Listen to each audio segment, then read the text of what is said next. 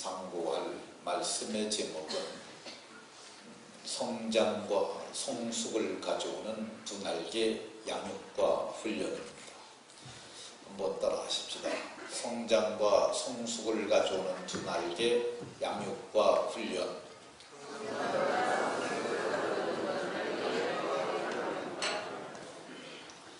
옆 사람과 한번 서로 인사하면서 복을 빌어줍니다.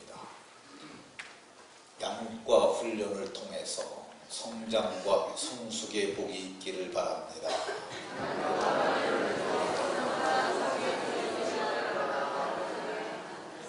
양육과 훈련을 통해서 성장하시고 성숙해지시는 복이 모두에게 있으시기를 예수님 이름으로 축원합니다.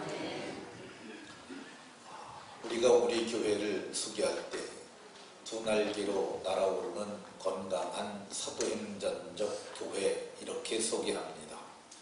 두 날개는 많이 말을 해서 오늘은 건강한 교회를 좀 얘기를 하려고 합니다. 이 건강한 교회가 뭐냐? 건강한 교회는 병들지 않은 교회가 건강한 교회입니다. 건강한 교회는 건강한 성도들이 모여있는 교회가 건강한 교회입니다. 건강한 교회는 병든 자들도 들어와서 치유되고 회복돼서 하나님의 일꾼이 되고 그래서 하나님의 일을 하는 일꾼들이 많아지는 교회가 건강한 교회라고 할 수 있습니다. 건강한 교회는 건강한 일꾼이 많습니다. 아주 중요한 것이 일꾼입니다. 일꾼은 몇 종류의 일꾼이 있는데 그 중에 한 첫 번째 제가 생각나는 일꾼은 꼴꾼입니다. 이 꼴꾼이라는 일꾼은 요즘에 별로 사용하지 않습니다. 왜 그러냐면 꼴꾼이 별로 없기 때문입니다. 그러나 과거 농경시대에는 꼴꾼들이 많이 있었습니다. 꼴꾼이라고 사전에 치게 되면 소에게 꼴을 먹이기 위하여 풀을 베는 사람 이렇게 나옵니다. 그게 꼴꾼이에요. 근데 옛날에 농경시대에 우리나라에 먹고 살 것이 정말 없을 때 자식이 많고 가르칠 형편도 안 되고 할 때 초등학교 다닐 만한 아이들을 부잣집에 머슴으로 보내는데 어른들이 할 만한 일은 할 수 없고 그러니까 작은 지게를 만들어주고 소를 풀복에 베게 하는 것 이걸 꼴꾼이라고 이렇게 합니다. 우리나라에 아주 유명한 꼴꾼 출신 목사님이 한 분 계셨습니다. 이분의 이름이 이자익이라는 분인데 경상남도 남해 출신인데 어려서 부모를 잃습니다. 그래서 여기저기 전전하면서 정말 밥을 얻어먹고 꼴을 베면서 꼴꾼으로 살아갑니다. 네, 10살이 됐을 때 너무너무 배고파서 그가 쌀이 많이 난다는 이 김제평야를 찾아갑니다. 그리고 김제에서 가장 큰 집을 찾아갔어요. 그리고 문을 두들기면서 이렇게 말했습니다. 주인어른 나를 좀 만나 주십시오. 그래서 주인이 나왔어요. 근데 주인의 이름이 조덕삼이라는 분인데 이분이 누구냐면 조세형의 할아버지 되십니다. 조세형 의원의 할아버지 되십니다. 근데 그분이 나와서 그를 만났는데 그때 그가 얘기를 합니다. 나는 경상남도 남해 출신으로 어려서 조실부모하고 이렇게 어렵게 살아왔는데 내가 너무 배고프고 그래서 여기 왔으니까 나에게 일거리를 주시면 내가 열심히 일할 테니까 나를 여겨만 주십시오. 근데 거기가 쌀이 많이 나는 곡창대 지대잖아요. 근데 그 얘기를 듣고 말을 똠방똠방 잘하는 것을 보고 그러라. 그래서 그걸 받아들였습니다. 그리고 그에게 맡겨진 첫 번째 일이 뭐냐면 이 마부예요. 마부.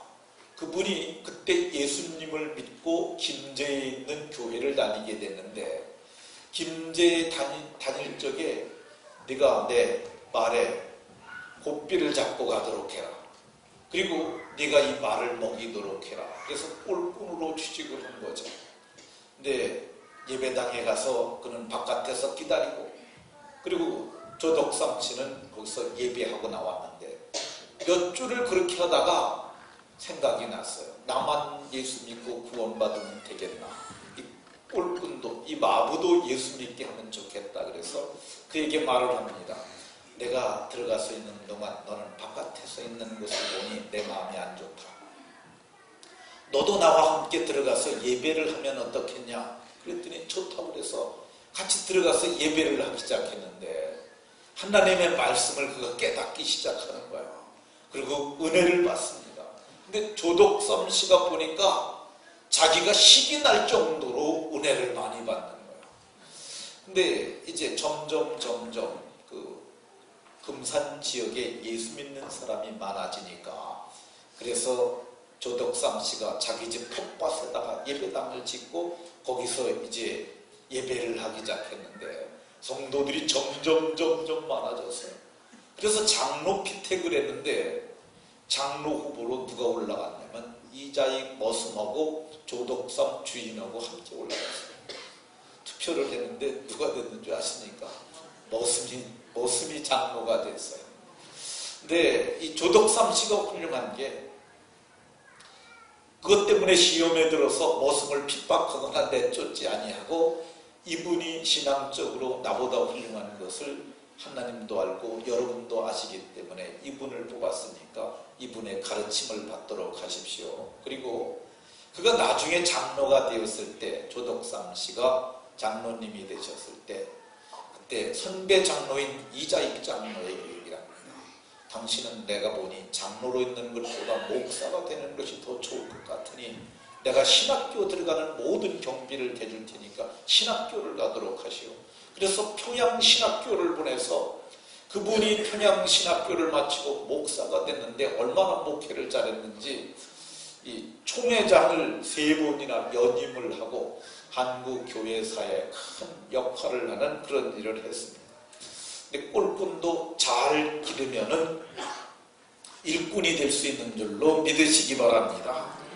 두 번째, 말꾼이 있습니다. 말꾼은 말로만 하는 사람들입니다. 예수님이 이렇게 말했습니다. 그들은 말만 하고 행하지 아니하며 말로만 하는 사람들이 있습니다. 바울 사도도 디모데전서 5장에서 쓸데없는 말을 하며 집집이 돌아다니면서 마땅치 아니한 말을 하는 사람들이 있는데 이걸 말꾼이라고 그랬습니다. 교회는 말꾼이 있으면 안 되고 일꾼이 있어야 하는 줄로 믿으시기 바랍니다.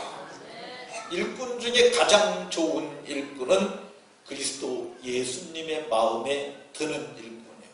그래서 그런 사람들을 예수의 좋은 일꾼이다 이렇게 얘기했습니다.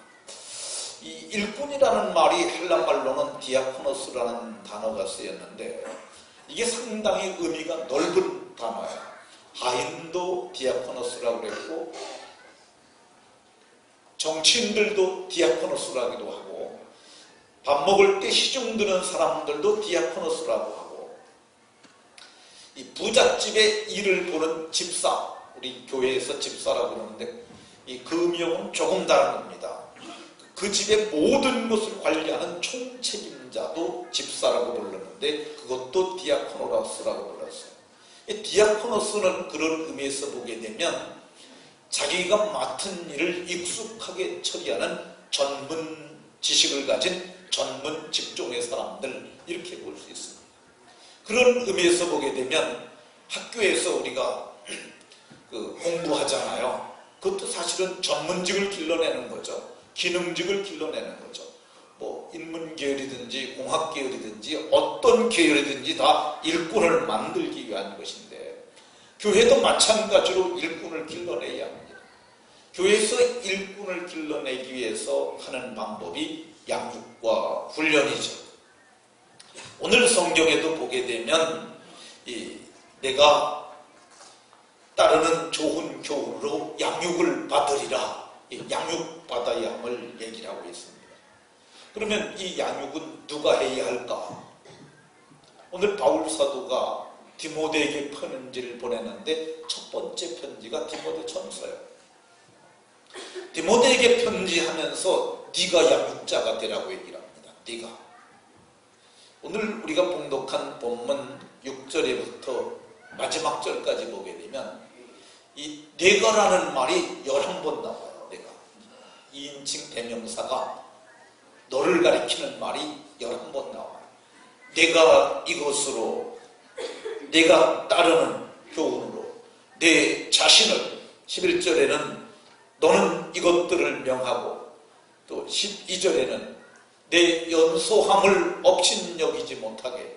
이때 디모데의 나이가 38이라고 얘기를 하는데 38이 된 목사 디모데에게 내가 양육자가 되라. 14절에는 내 속에, 15절에도 너의 성숙함을, 16절에도 내 자신과 내가 내 자신과 가르침을 살펴서 너에 대한 얘기가 이렇게 많이 나와요. 양육을 하는 사람들은 교회를 담임하고 교회를 목회하는 목양자들이 양육자가 되는 것이 맞습니다. 그러면 교회를 목회하는 목회자들은 누가 양육하냐? 디모데를 양육한 사람은 바울 사도죠. 바울 사도가 디모데를 봤는데 깨끗한 양심의 믿음의 비밀을 간직한 가문이 좋은 외조모와 보이스에게 있던 순결하고 청결한 믿음을 간직한 청년 디모데를 보고 바울 사도가 반합니다. 그래서 바울 사도가 디모데를 보고 너는 여기 믿지 말고 나와 함께 하나님의 큰 일을 하자. 그리고 그를 부모의 동의를 받아가지고 데리고 다니면서 그를 일꾼을 만들어냅니다. 오늘 우리가 보낸 편지가 목회 서신인데 목회를 잘하라고 목회를 가르쳐주는 편지예요. 근데 여기도 보게 되면 바울 사도가 양육자가 돼서 디모데를 양육하는 내용이 나옵니다. 13절에 내가 이럴 때까지 내가 이제 네가 목회하는 목회지를 찾아갈 텐데 그때까지 너 이거 잘해야 한다. 숙제를 주고 있는 거예요. 첫 번째 읽는 것, 권하는 것, 가르치는 것, 이거를 내가 전념해야 한다고 이렇게 얘기를 하고 있습니다. 그러니까 양육자는 누구냐? 먼저 리더가 된 사람들이 양육자가 되는 겁니다. 그러면 누가 양육을 받아야 할까? 오늘 성경을 보게 되면 6절에 내가 이것으로 형제를 깨우치면 형제들이 양육을 받아야 합니다. 그리스도 예수 안에서 함께 형제된 자들 양육을 받아야 합니다. 그럼 형제된 자들이 누구냐? 이 형제된 자, 형제가 되려면 몇 가지 공통 분모가 있어야 돼요. 첫 번째, 피가 같아야 합니다. 아버지의 피를 받아야 되죠. 그리고 형제가 되려면 아비와 어미가 같아야 진짜 형제입니다. 그리고 한 집에 살아야 하고요. 그리고 같은 솥에서 나는 밥을 같이 먹고 살아야 형제입니다. 근데 우리가 어떤 사람들입니까? 우리가 예수의 피로 죄 씻음 받고 속량 받고 구속함을 받고 은혜 가운데 거하는 사람들 아닙니까? 그 피가 마음의 뿌림을 받아 피가 마음에 뿌려져서 그 피가 우리 속에 예수의 피가 영생하는 피인데 영생하는 그 생명이 우리 속에 들어와서 영원한 생명을 가진 그런 사람들 아닙니까? 그러니까 저와 여러분들이 형제가 맞습니다. 우리는 아들의 영을 함께 받았어요. 그래서 양자의 영을 받아서 하나님을 아버지라고 부르짖는다고 얘기를 하잖아요. 그러니까 저와 여러분들이 하나님을 아버지라고 부르니까 저와 여러분들이 형제고요. 저와 여러분들이 하나님의 집에 권속이 되었지 않습니까? 이 권속이라는 말이 가족이라는 뜻이에요. 그러니까 우리가 하나님의 가족이 되었으니까 우리가 양육을 받는 것이 마땅하고요. 우리가 한 솥에 밥을 먹지 않습니까? 점심때 같이 밥 먹는 거 그거 말고도 우리는 영의 양식인 하나님의 말씀을 오늘 함께 나누지 않습니까? 제가 밥 쪄가지고 오늘 여러분들에게 생명의 떡을 나누고 있지 않습니까? 우리는 한 솥에 밥을 먹는 사람이니까 저와 여러분들이 모두가 양육의 대상인 줄로 믿으시기 바랍니다. 누가 양육을 받아야 되느냐? 바울 사도는 디모데에게 너도 양육을 받아야 한다 이렇게 얘기를 합니다. 그러니까 목사도 양육을 받아야 돼요. 13절에 내가 이럴 때까지 숙제를 주는 거죠. 그래서 7절에는 내가 내 자신을 연단해야 하고 이렇게 말합니다. 그러니까 목사에게도 스승이 있어야 합니다. 신학교에서 교육받는 거 말고 목회적 지도를 해주는 목회적 지도자, 멘토가 있어야 합니다. 이게 없는 사람들이 참 많아요. 근데 신실한 믿음의 삶을 살게 되면은 자연적으로 그런 인간관계가 형성이 됩니다. 지난 주간에 우리가 이제 저 옆에 텃밭을 이렇게 정리하느라고 토란을 캐는데 이 토란이 좀 많이 남았어요. 그래가지고 제가 서울에 있는 목사님, 제가 아는 목사님 두 분에게 제가 목사님들 오시라고 그랬더니 한 분이 나는 바빠서 못 가네. 또 한 분이 오셨어요. 근데 그분이 저같이 이렇게 제가 토란을 좀 담아드리고 그러는데 그 목사님 그래. 내가 한 목사를 얼마나 사랑하는 줄 아냐. 참 감격스럽죠. 근데 그분이 사실은 무슨 문제가 있든지 제가 얘기하면 다 들어주세요. 그리고 상담해 주시고 두 분 목사님들이 저에게는 멘토와 같습니다. 제가 성령 20주년 행사를 하면서 제가 두 분을 초청했었는데 한 분은 박순택 목사님이고 하나는 종암제일교회 신홍재 목사라는 분입니다. 근데 제가 그분들을 초청했어요. 그래가지고 제가 개인 돈으로 100만 원씩 봉투에 넣어가지고 그분들에게 드렸어요. 그리고 교회 앞에 얘기했습니다. 교회 돈 아니에요. 제 개인 돈으로 한 거예요. 제가 드리면서 작지만은 저에게 목회적 지도를 해준 이분들의 은혜가 감사해서 제가 작지만 양복 한 벌씩 입으시라고 이거 준비했습니다 하고 그걸 준비를 드렸는데 근데 제가 그분들을 그렇게 했던 이유 중에 하나가 그분들이 저를 많이 지도해주는 그런 분들이었기 때문에 그렇습니다. 누가 양육을 받아야 하느냐? 오늘 성경을 보면 모든 사람이 받을 만하도다. 모든 사람이 받을 만하다. 9절에 이렇게 얘기를 하잖아요. 모든 사람이 다 양육을 받아야 합니다. 지금 예배 드리는 걸 말하는 게 아니에요. 예배 드리는 것 말고 얼굴과 얼굴을 마주대하고 그래서 엄마가 아기에게 젖병을 물리고 아기에게 젖을 먹이면서 심장의 고동 소리를 들려주고 그 아기의 귀에다가 내가 너를 사랑한다. 하나님이 너를 사랑하신단다. 너는 정말 귀한 존재다. 네가 어떻게 살아야 하는지 아니? 믿음의 삶을 살아야 한다. 이거를 해주는 그런 양육을 모두가 받아야 한다는 것입니다.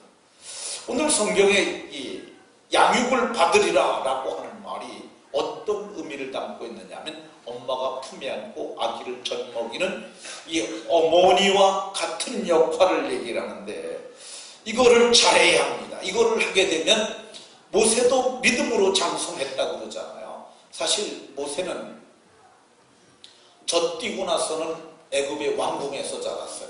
그래서 그는 이방 교육만 받았는데 애굽의 학술을 다 배워놨다고 하는데 성경은 뭐라 그러냐면 히브리서 11장 24절에서 모세는 믿음으로 장성했다고 얘기를 합니다. 모세가 언제 믿음으로 자랄 기회가 있었겠습니까? 그는 모세의 어머니 요게벳이 모세를 품에 안고 유모가 돼서 실제는 자기 자식이지만은 이 애굽의 공주가 그에게 젖을 먹이라 그러고 삭을 줬어요. 역사상 자기 자식 젖 먹이면서 삭 받은 여자는 요게벳밖에 없습니다. 그런데 이렇게 그때 믿음으로 양육한 거죠. 너는 지금 애굽에 들어가서 왕자로 살겠지 되겠지만 너는 원래 하나님을 경외하는 하나님의 백성의 자식이다. 너는 그 중에서도 레위지파 자식이고 너는 아론의 후손으로서 장차 제사장의 직무를 행하고 믿음으로 그렇게 가르쳤더니 나중에 애굽의 고아보다 하나님의 백성들과 고난받는 것을 더 가치 있는 것으로 여기고 그가 나올 수 있었습니다. 성경은 그래서 너희가 양육을 해야 되는데 어떻게 양육을 해야 되느냐? 유순한 자가 되어 유모가 자기 자녀를 기름과 같이 했으니 그렇게 양육을 해야 함을 얘기를 합니다. 모든 분들이 그런 양육을 받아야 함을 성경이 말씀하고 있습니다. 왜 양육을 받아야 할까? 양육받지 않으면 성장과 성숙이 일어나지 않기 때문에 그렇습니다. 이 아기를 낳는데 3대 독자를 낳았어요. 얼마나 귀합니까?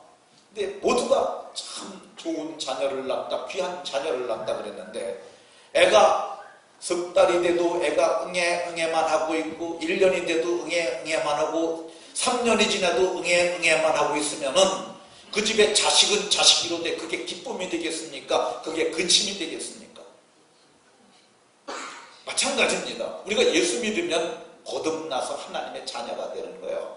그러면 아는 것과 믿는 것으로 자라가서 장차 영광스러운 하나님 나라에 들어가서 왕같은 제사장으로 하나님과 그리스도의 제사장이 되어 1000년 동안 그리스도와 더불어 왕노릇 해야 될 사람들이 세상에서 정말 천박하게 살고 더럽게 살고 구차하게 살면은 하나님이 그걸 기뻐하시겠습니까?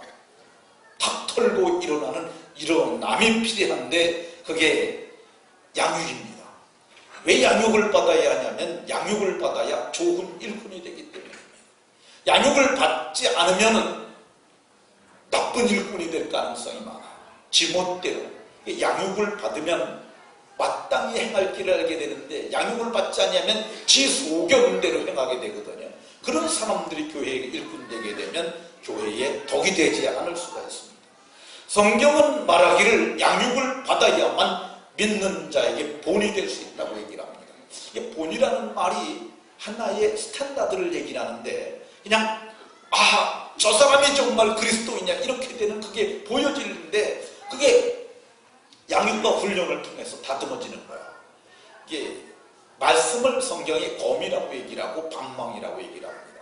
말씀이 우리를 두들기는 거예요. 튀어나오는데 모난데 잘라내고 그래서 우리를 그리스도의 형상을 이루기까지 이게 양육과 훈련으로 이루어지는 건데 이거 하지 않으면 본이 될 수가 없고 좋은 일꾼이 될 수 없습니다. 교회는 이런 모델과 같은 저분을 보면 꼭 예수님을 만나는 것 같아 그런 마음이 드는 일꾼들이 되려면 양육을 받아야 합니다. 성경은 말하기를 이 양육을 받지 아니하면은 좋지 못한 일꾼이 되고 양육을 받아야만 자기 자신을 구원하고 또 남들도 구원받을 수 있다고 얘기를 합니다. 양육을 받지 않고도 좋은 일꾼이 되는 경우가 혹이 있습니다. 많지는 않아요. 근데 양육을 받게 되면 다수가 좋아질 수 있는데 혹이 그런 경우가 있긴 있습니다. 양육을 그러나 받게 되면 모두가 좋은 일꾼이 될 수 있어요. 예를 들어서 제가 말씀드리겠습니다. 우리 교회에서 무슨 일을 맡기든지 다 잘하는 사람이 하나 있어요. 근데 이분이 누구냐면 송현근 집사라고 그러는 분인데 이분에게 전기를 맡기면 전기도 잘하고 이분에게 미장을 맡기면 미장도 잘하고 이분에게 타일을 붙이라고 그러면 타일도 잘하고 근데 잘하긴 잘하는데 2%가 부족합니다. 왜 그러냐면 못하는 게 없으니까 이것저것 다 하다 보니까 그리고 또 한 가지 이유는 그분이 그 분야에는 전문적이지 않기 때문에 그래요. 근데 송 집사가 잘하는 게 하나 있어요. 그게 뭐 있냐면은 용접을 잘합니다. 송 집사님의 용접 실력은 비교할 수 없을 정도로 잘해요. 근데 그 이유가 뭐냐면은요. 그분이 20대에 견대 중고모에 들어가서 용접 학교에서 다녔어요. 그러니까 그분이 용접을 잘할 수밖에 없는 이유가 뭐냐면 원리를 다 처음부터 배워갖고 온 거야. 그러니까 용접은 진짜 기가 막히게 잘합니다. 그러니까 우리가 그리스도인이 되는 것에서도 역시 마찬가지예요. 우리가 정말 양육과 훈련을 체계적으로 받게 되게 되면 그 사람들이 훌륭한 그리스도인이 될 수 있는 겁니다. 이거를 해야 온전한 하나님의 사람이 됩니다. 예수를 믿어도 그냥 믿고 교회만 다니는 사람들이 있는데 근데 그런 분들이 어떤 분들을 보게 되면 교회를 40년 다녔다고 그러는데도 복음의 진리를 온전히 모르는 사람들이 꽤 많아요. 근데 실제로 보게 되면은 이거 12주만 교육받아도 분명히 열심히 하면 다 알 수 있는 것들입니다. 이스라엘 백성들이 애굽에서 나와가지고 가나안까지 가는데 몇 년 걸리죠? 40년 걸렸잖아요. 40년. 근데 그 실제로 가게 되면은 빨리 지름길로 가게 되면 보름이면 갑니다. 그게 애들도 있고 짐승도 있고 마차도 있고 그랬으니까 아무리 천천히 가도 넉 달이면 갈 수 있었을 거예요. 넉 달이면 갈 수 있는 길을 그들은 40년 걸려서 갔어요. 근데 마찬가지입니다. 양육 12주 4개월도 안 되는데 4개월이면 깨달을 수 있는 진리를 40년이 가도 못 깨닫는 사람들이 꽤 많습니다. 그러니까 양육과 훈련은 반드시 해야 되는 과정인 줄로 믿으시기 바랍니다. 그러면 양육을 받아야 되는데 어떻게 받아야 할까?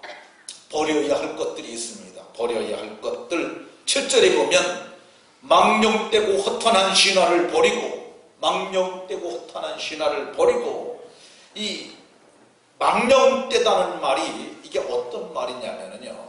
우리말의 망령을 생각하면 안 되고 이게 원문의 의미는 그 문지방을 넘다라는 뜻이에요. 문지방을. 이게 경계를 침범하는 거야.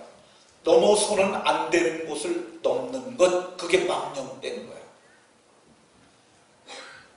이 망령된 신화가 고대 근동지방에는 많이 있었는데 로마의 신화, 그리스 신화들이 바로 그런 것들이죠. 그리스 신화 중에서 보면은 이 그리스의 주신이 뭐냐면 제우스라는 신이에요. 이 제우스라는 신을 여러분들이 인터넷에 치게 되면은 그냥 남자가 칼을 들고, 근데 칼이 아니라 사실은 번개예요. 이게 천둥과 번개의 신이에요. 그걸 기후의 신이라고 그러는데 이 백과사전에서는 이렇게 얘기를 하고 있습니다.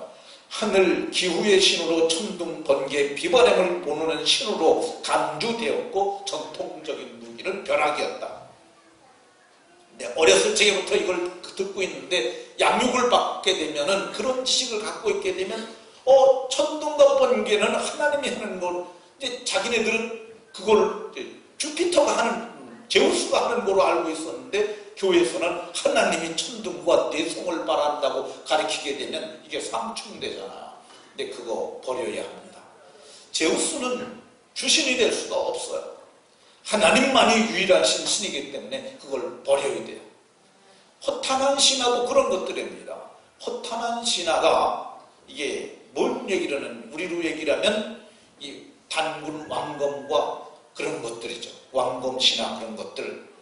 그런 것들이 우리에게 선지식이 있게 되면 복음의 장애가 돼요. 우리는 어렸을 적에 달림 보고 절합니다. 그걸 했습니다.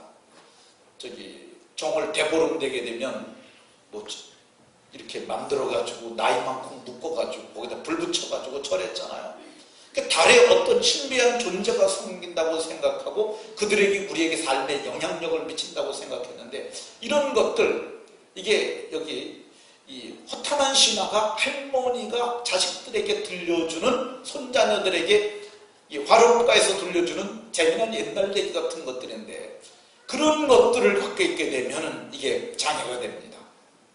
오늘 성경은 말하길 이런 것들을 버려야 하고, 그러면 뭘로 양육을 해야 되느냐? 오늘 성경에 보면 믿음의 말씀으로 양육을 받아라. 믿음의 말씀으로 양육을 받으라. 이 믿음의 말이 뭘까? 어떤 게 믿음의 말입니까? 믿음의 말은 우리가 그 얘기를 들으면 믿음이 생기는 말이 믿음의 말이에요. 믿음은 들음에서 난다고 그랬는데 들음은 뭘 들어야 되느냐 하면 복음의 말씀을 들어야 해요. 그 복음이 뭐냐? 하나님이 인간을 사랑해서 아들 예수님을 이 땅에 보낸 건 그거 복음이에요. 그분이 오셔서 인간의 죄를 다 짊어지시고 대속의 십자가를 주시고 십자가에서 대속하신 것, 이거 복음입니다.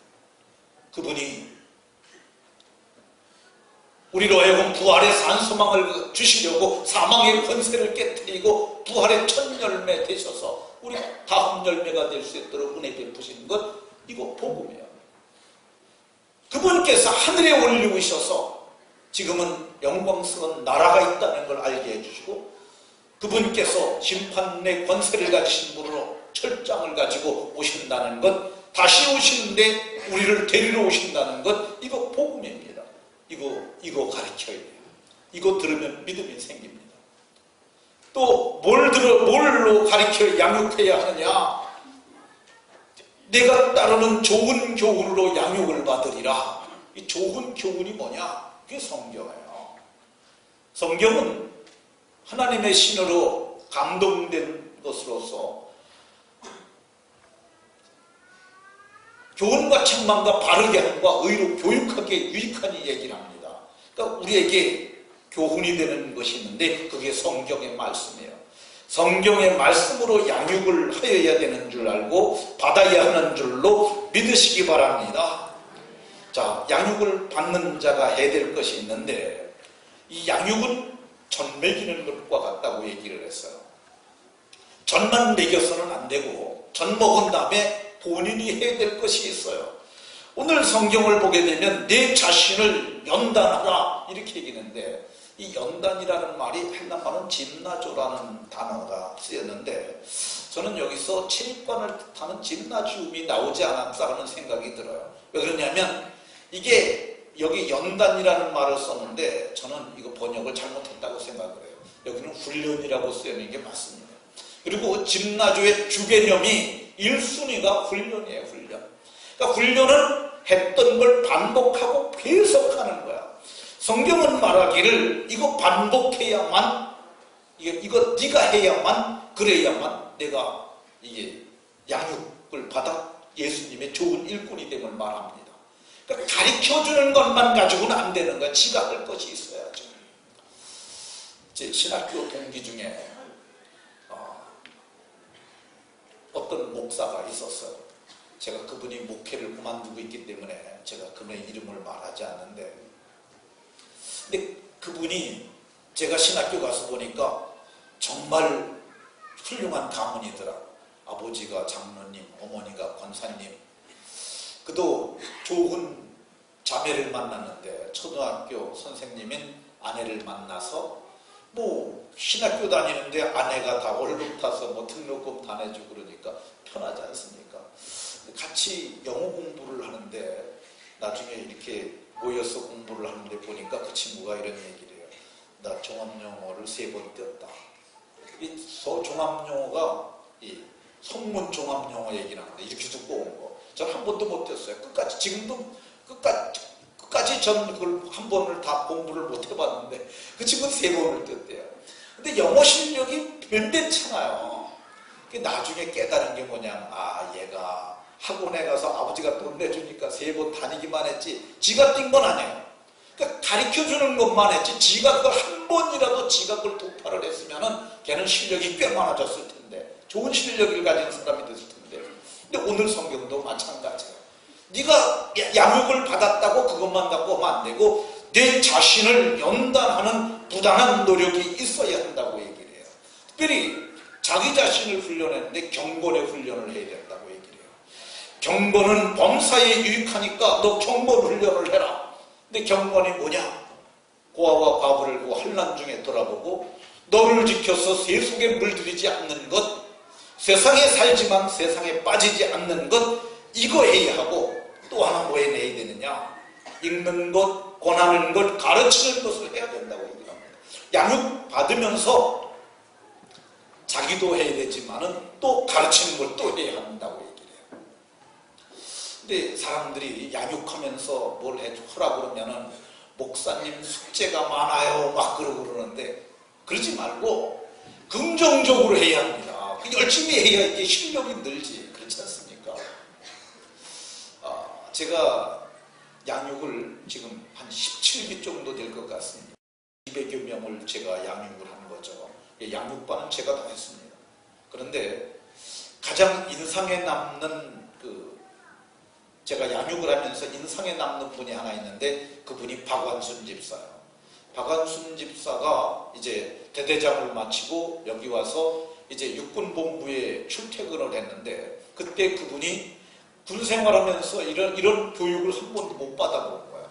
왜 그러냐면 부대교회만 다니다가 이제는 지휘관이 아니라 참 보니까 그냥 민간교회를 처음으로 온 거야.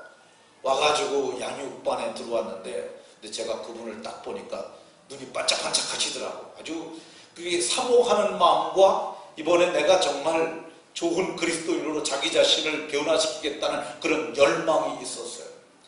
그래서 하는데 그분이 그래요. 목사님, 제가 성경책을 읽을 시간이 없습니다. 그랬어요. 그럼 들으세요. 서울까지 시간이 많으니까 들으세요. 그랬더니 mp3를 사가지고 그분이 성경을 갖다가 다운받아가지고 거기다 넣어갖고 들었는데, 우리가 평일에 10장, 주일에 5장에서 23장 읽어보라고 그러는데 그것도 못한다고 그러는 분들이 많아요. 근데 사실 30번이면 읽습니다.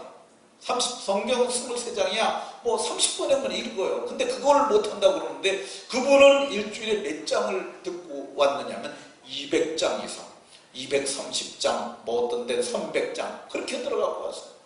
근데 그분이 정말 숙제도 열심히 잘해갖고 오더니 그분이 신앙이 그 12주 만에 부쩍 성장한 거야. 모태신앙이라 그냥 뭐 군인한다고 뭐 그렇게 잘 못했는데 신앙이 크게 성장을 했어요.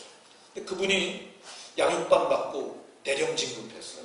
그 기수에서 그게 이제 보면 군대가 뭐 육사도 있고 뭐 이런 게 많이 있잖아요. 근데 그쪽 병과에서 그쪽 기수에서 이 대령 진급을 5명, 뭐 4,000명인가 되는데 5명 정도밖에 못한다는데 거기 들어가서 양육반 받고 다 거기 들어가서 대령 진급을 했어요. 근데 그분이 이제 여대장 취임을 하게 됐는데 철원으로 갔는데 그때 우리를 초청했습니다. 목사님 꼭 와달라고 그러는 거야. 너무 그렇게 말씀하시니까 안 갈 수 없잖아요. 그래서 갔어요. 우리 교회 집사님들 중에서 갔다 오신 분들도 있으실 거예요. 근데 갔는데 제가 그때 너무 놀란 게 하나 있는데, 이 취임사를 하는데 그 임사하는 대대 전임 연대장, 그리고 이번에 취임하는 그 박한순 집사, 그리고 그때 거기 사단장인지 잘 모르겠는데 어쨌든 세 사람이 다 이 그리스도인이에요. 근데 세 사람이 다 예수님 얘기는 하나님 얘기는 안 했는데 박한순 집사가 딱 연단에 쓰더니 이렇게 말했습니다. 지금까지 나를 있게 하신 만군의 주 여호와 아버지 하나님께 내가 모든 영광을 돌립니다. 깜짝 놀랐어요. 근데 그 믿음의 담력이 어디서 나왔냐? 저는 양육을 제대로 받았기 때문에 일어난 일이라고 생각됩니다. 그러니까 오늘 성경은 말하기를 네가 할 것이 있다는 거야. 큐티하라고 그러면 큐티하고, 예배 참석하라고 하면 참석하고, 금요 기도에 나오라면 나오고, 기도도 하고 전도도 하고 최선을 다해서 해야 자기가 학교에서만 배운 것 갖고는 안 되잖아요. 집에 와서 연습도 하고 복습도 해야 되지 않습니까? 오늘 성경을 보게 되면 16절에 내가 내 자신과 가르침을 살펴 이 일을 계속하라 그러잖아요. 수레바퀴의 삶, 말씀, 기도, 예배, 섬김, 증거, 교제, 순종, 이거 계속하게 되면 자기도 모르게 좋은 그리스도인이 되고 훌륭한 하나님의 사람이 되는 줄로 믿으시기 바랍니다. 지난 주간에 거시기 닭갈비가 12주년을 맞이해서 거기서 예배를 드렸습니다. 목사님 오셔서 우리 예배를 좀 드려주세요. 그래서 12주년 감사 예배를 드렸어요. 근데 그때 이제 제가 갑자기 박병순 권사에게 기도를 시켰어요. 근데 박병순 권사님이 기도를 참 잘하더라. 근데 그분이 그렇게 잘했던 분이 아니에요. 근데 그분이 양육반을 하면서 그분이 많이 변화를 받았어요. 제자대학 하라 그러니까 하겠다고 그러고 집에서 정말 열심히 숙제를 진짜 잘해왔어요. 그리고 어느 날 제가 말을 점점 잘하는 거예요. 그래서 아니 권사님 어떻게 점점 이렇게 잘합니까? 그랬더니 목사님 저 공부 무지무지 해요. 근데 세상에서 공부 못한 걸 거기 와서 하는 거죠. 진짜 이 제자대학 하게 되면은요, 이 신개념 많이 이해해야 되고 성경의 진리를 깨달아야 되고 그러면서 숙제하면서 리더 훈련도 받고 그러면서 이분이 변화를 된 거예요. 그래서 말도 얼마나 잘하고 기도도 얼마나 잘하는지 오늘 아침에도 대표 기도했는데 제가 보니까 참 잘하시더라고요. 근데 그날 제가 너무 기도를 잘해가지고 써가지고 하나 하고 이렇게 봤어요. 기도 끝나고 나서. 그냥 안 써가지고 오더라고. 근데 그게 어디서 나온 힘이냐? 제자대학 3학기까지 하고 난 힘입니다. 이렇게 해야 되는 줄로 믿으시기 바랍니다.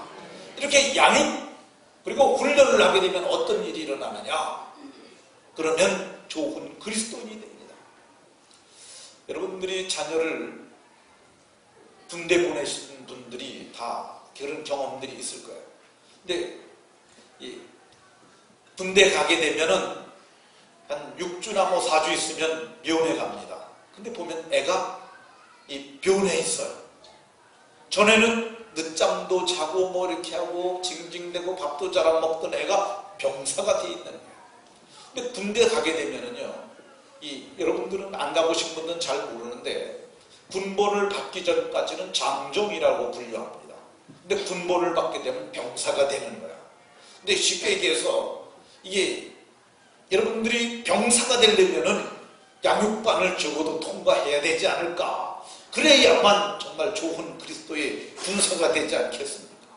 오늘 성경은 양육반을 받게 되면 믿음의 본을 되는 사람이 되고 그리고 성숙한 하나님의 사람이 되고 자신을 구원할 뿐만 아니라 남도 구원하는 은혜가 있다고 말합니다.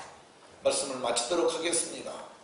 장정으로만 머물러 있지 말고 그리스도의 병사가 돼서 하나님의 나라에 일하는 하나님의 나라를 위하여 싸우는 군사가 되고 주의 나라를 세우는 복음의 일꾼들이 다 되시길 예수님 이름으로 축원합니다. 기도하겠습니다.